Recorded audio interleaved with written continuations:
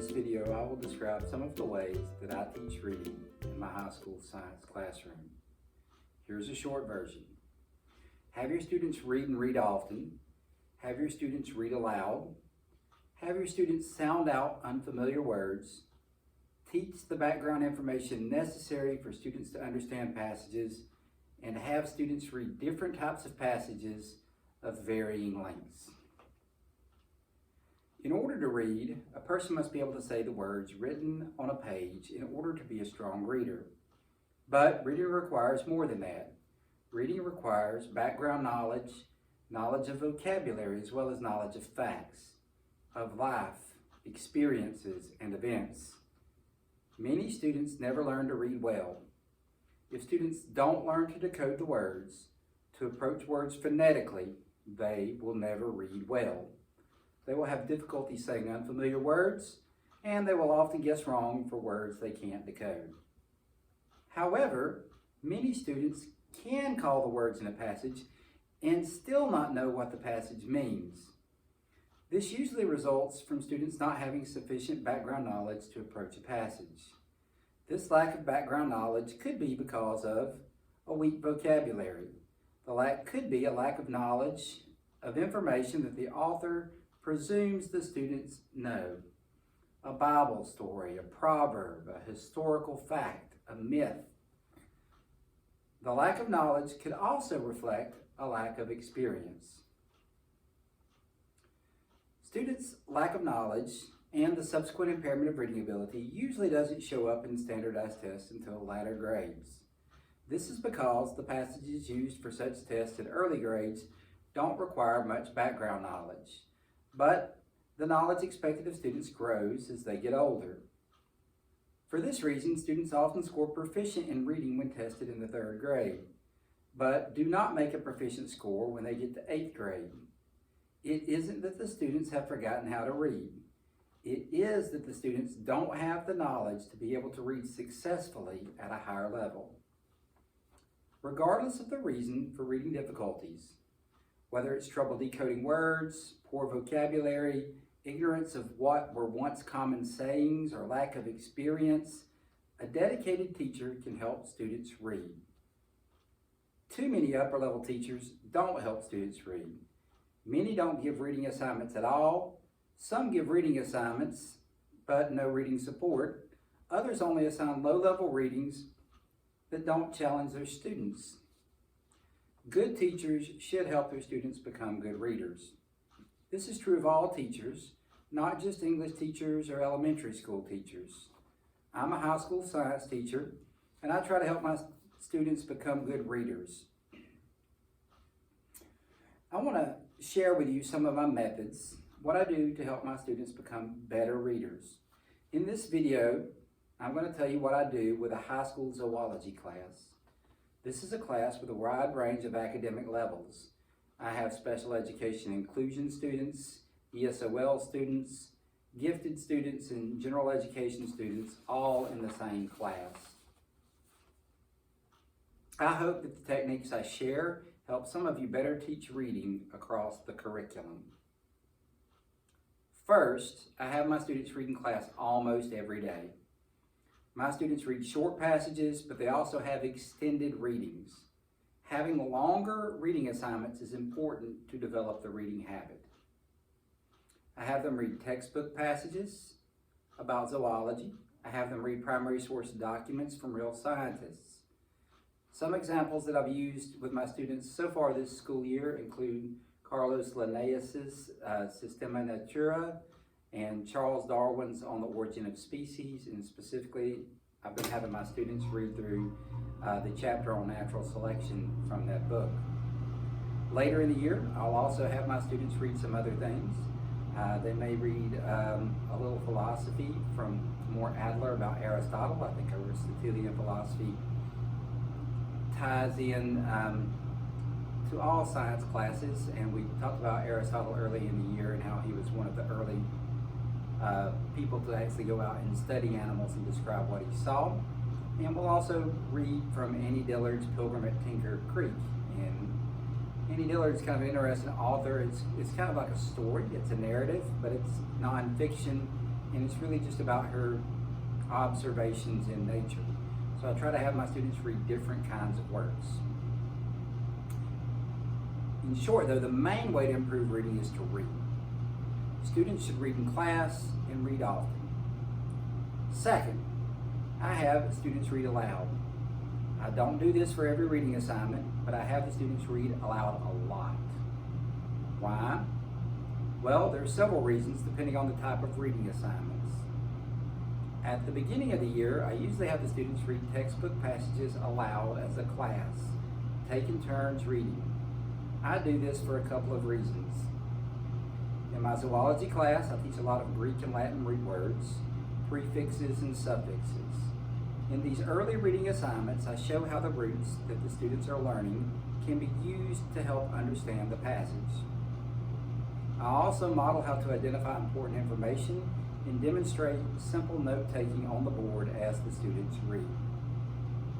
After a student reads a paragraph, I'll sometimes ask for a one-sentence summary of the paragraph and emphasize the need to say this in the student's own words. I also explain how to tell if the sentence is a good summary. For textbook passages, all or almost all of the sentences in the paragraph should be about the main idea sentence. Once a student has given me a summary, I can show the students how to check if it's a good summary by relating the sentences in the paragraph to the summary.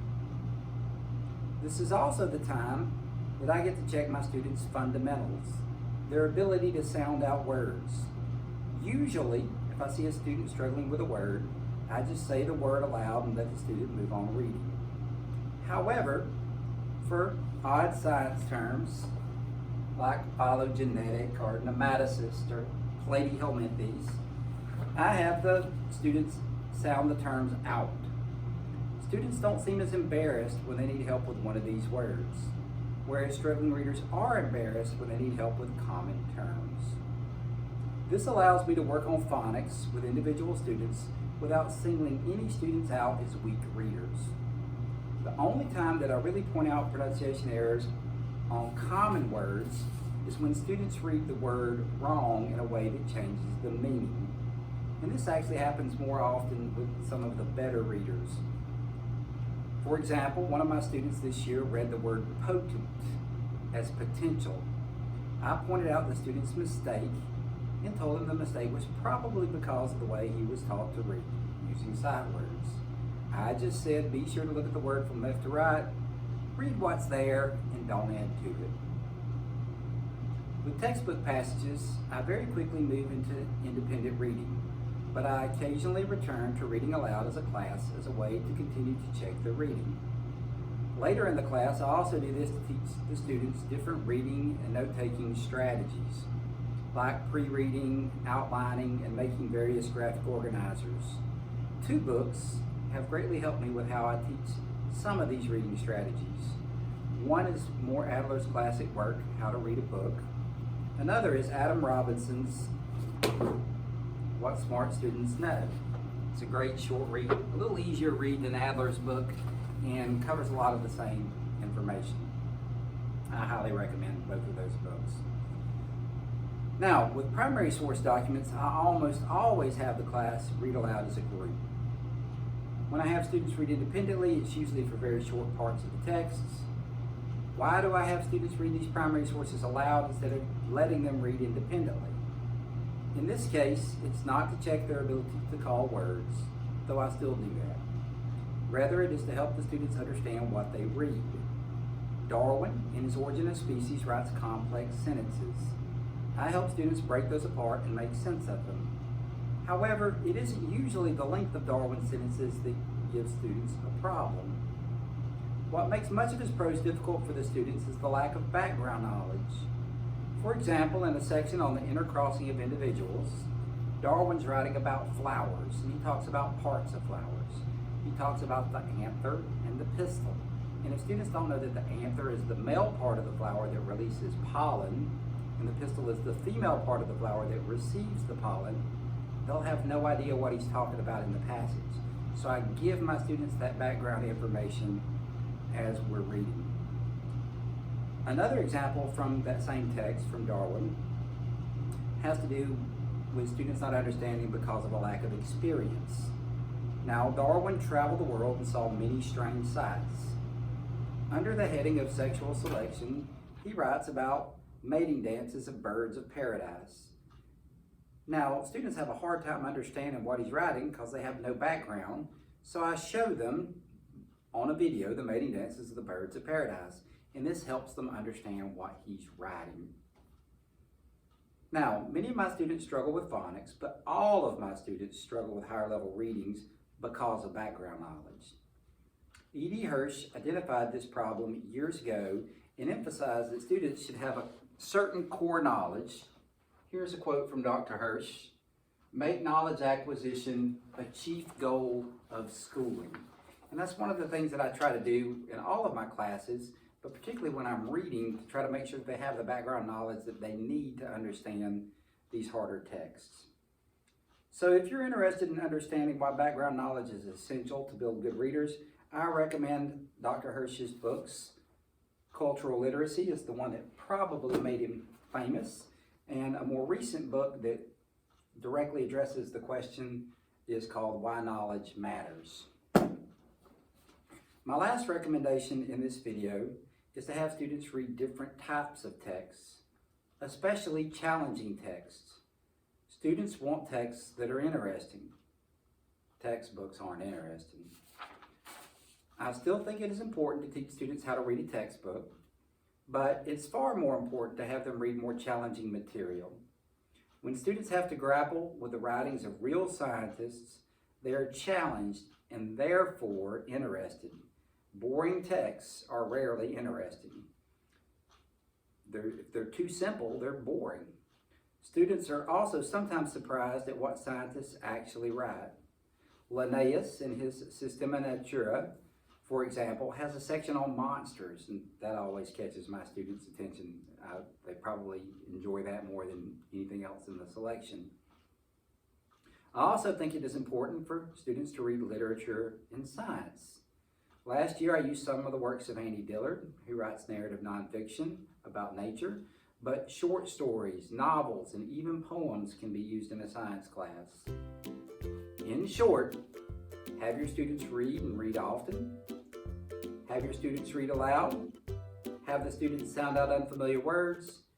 Teach the background information necessary to understand passages, and have students read different types of passages of varying lengths. If you're doing that, you're doing a good job teaching reading in your science classroom.